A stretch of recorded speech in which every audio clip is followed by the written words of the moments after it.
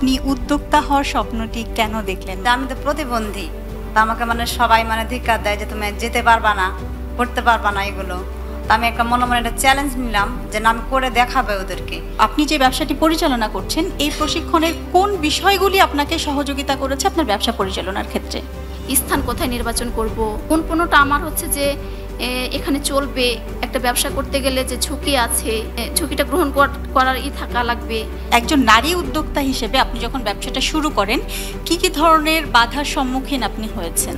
যখন একটা নারী ব্যবসা করতে যায় তখন অনেক কিছু প্রেরণা বাধা থাকতে পারে।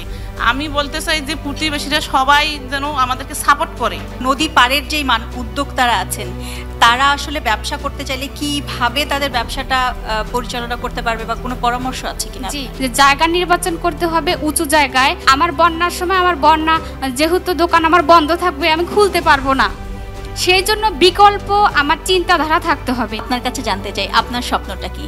এখন আমি বাজারে একটা বড় দোকান দিয়ে আমি বড় স্বপ্ন দেখতে চাই, বড় ব্যবসায়ী হতে চাই। ব্যবসা নিয়ে আপনার ভবিষ্যৎ পরিকল্পনা কি?